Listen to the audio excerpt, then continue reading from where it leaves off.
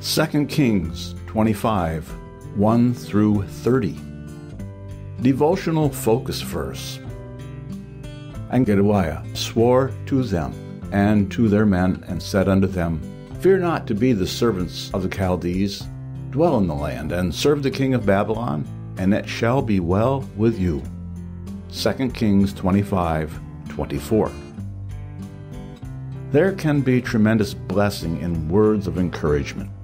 In 1937, tragic news reached Oswald Smith, a young pastor and songwriter in Toronto, Canada. His brother-in-law, Clifford, a missionary in Peru, had been instantly killed in a car accident just as he and his family were preparing to return home on their first furlough.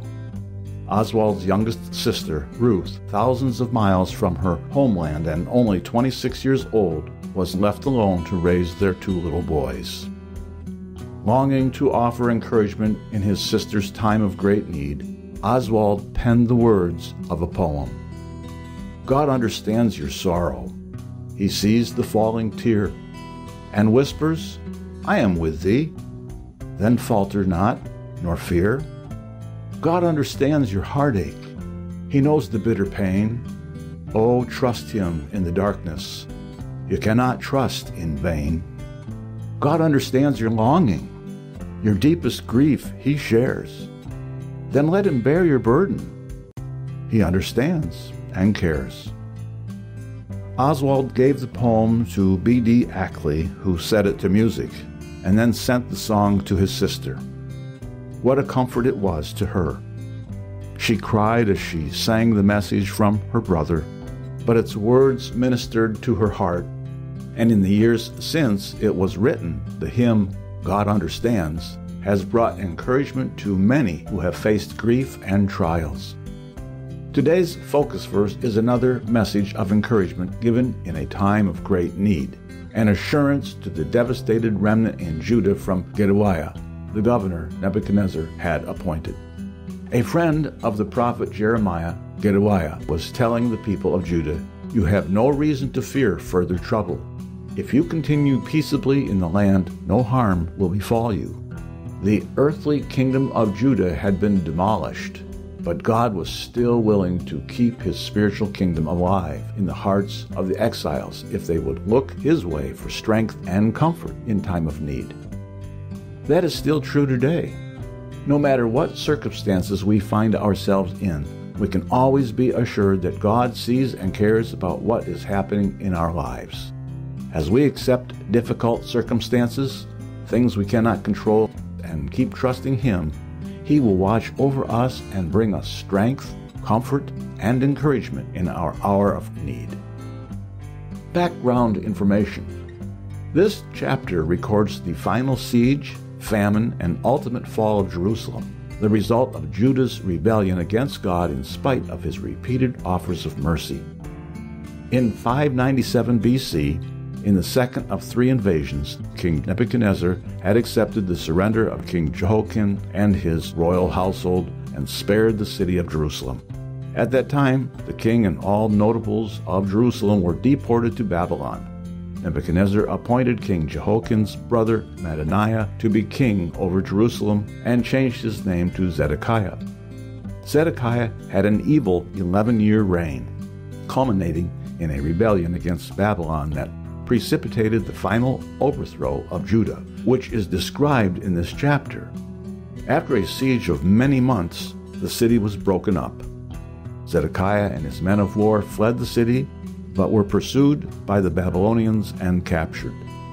The king's sons were slain before his eyes, and he was blinded and then carried in chains to Babylon. The temple was destroyed, the walls of the city were broken down, and all but a few of the people were carried away captive. After Jerusalem's fall, Nebuchadnezzar appointed Gedaliah to govern Judah. Gedaliah was from a notable family. His father had influenced Jehoiakim to save Jeremiah from death. See Jeremiah 26:24. And his grandfather Shaphan had been secretary to Josiah and had figured prominently in the king's efforts to turn Judah back to God. See 2 Kings 22. Gedaliah himself returned a broken-hearted Jeremiah back to his home after the fall of Jerusalem. See Jeremiah 39:14. He offered a message of encouragement to the remnant left in Judah, promising them support and protection if they would simply dwell in the land and serve the king of Babylon. However, he was assassinated by Ishmael, one of Judah's remaining captains who believed that the Jews should migrate to Egypt. The remaining Judeans fled to Egypt and took Jeremiah with them.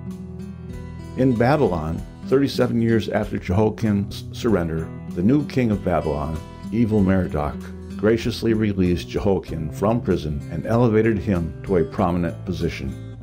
He was given new garments and daily rations of food. Babylonian records have been found listing the rations of prisoners and foreigners residing in Babylon, and Jehoiakim was one who was specifically named, an historic validation of this biblical account. Conclusion. God sees and cares about the circumstances of our lives, and He will see us through whatever challenges come our way. Chapter 25. And it came to pass in the 9th year of his reign, in the 10th month, in the 10th day of the month, that Nebuchadnezzar king of Babylon came, he and all his host, against Jerusalem, and pitched against it, and they built forts against it round about. And the city was besieged unto the 11th year of King Zedekiah. And on the 9th day of the 4th month the famine prevailed in the city, and there was no bread for the people of the land. And the city was broken up, and all the men of war fled by night by the way of the gate between two walls, which is by the king's garden. Now the Chaldees were against the city round about, and the king went the way toward the plain. And the army of the Chaldees pursued after the king, and overtook him in the plains of Jericho. And all his army were scattered from him. So they took the king, and brought him up to the king of Babylon to Riblah, and they gave judgment upon him. And they slew the sons of Zedekiah before his eyes, and put out the eyes of Zedekiah, and bound him with fetters of brass, and carried him to Babylon. And in the 5th month, on the 7th day of the month, which is the 19th year of King Nebuchadnezzar, king of Babylon, came Nebuzaradan, captain of the guard, a servant of the king of Babylon, unto Jerusalem. And he burnt the house of the Lord, and the king's house, and all the houses of Jerusalem, and every great man's house burnt he with fire. And all the army of the Chaldees that were with the captain of the guard brake down the walls of Jerusalem round about. Now the rest of the people that were left in the city, and the fugitives that fell away to the king of Babylon, with the remnant of the multitude, did Nebuzaradan, the captain of the guard, carry away. But the captain of the guard left of the poor of the land to be vinedressers and husbandmen. And the pillars of brass that were in the house of the Lord, and the bases, and the brazen sea that was in the house of the Lord, did the Chaldees break in pieces, and carried the brass of them to Babylon. And the pots, and the shovels, and the snuffers, and the spoons, and all the vessels of brass wherewith they ministered, took they away. And the firepans, and the bowls, and such things as were of gold, in gold, and of silver, in silver, the captain of the guard took away. The 2 pillars, 1 sea, and the bases which Solomon had made for the house of the Lord, the brass of all these vessels was without weight. The height of the 1 pillar was 18 cubits, and the chapiter upon it was brass, and the height of the chapiter 3 cubits, and the wreathen work and pomegranates upon the chapiter round about, all of brass, and like unto these had the 2nd pillar with wreathen work. And the captain of the guard took Seraiah the chief priest, and Zephaniah the 2nd priest, and the 3 keepers of the door. And out of the city he took an officer that was set over the men of war, and 5 men of them that were in the king's presence, which were found in the city, and the principal scribe of the host, which mustered the people of the land, and 60 men of the people of the land that were found in the city. And Nebuzaradan, captain of the guard, took these, and brought them to the king of Babylon to Riblah. And the king of Babylon smote them, and slew them at Riblah in the land of Hamath. So Judah was carried away out of their land. And as for the people that remained in the land of Judah, whom Nebuchadnezzar king of Babylon had left, even over them he made Gedaliah, the son of Ahikam, the son of Shaphan, ruler. And when all the captains of the armies, they and their men, heard that the king of Babylon had made Gedaliah governor, there came to Gedaliah to Mizpah even Ishmael the son of Nethaniah, and Johanan the son of Kareah, and Seraiah the son of Tanhumeth, the Netophathite, and Jaazaniah, the son of a Maacathite, they and their men. And Gedaliah sware to them and to their men, and said unto them, Fear not to be the servants of the Chaldees. Dwell in the land, and serve the king of Babylon, and it shall be well with you. But it came to pass in the 7th month that Ishmael the son of Nethaniah, the son of Elishama, of the seed royal, came, and 10 men with him, and smote Gedaliah, that he died, and the Jews and the Chaldees that were with him at Mizpah.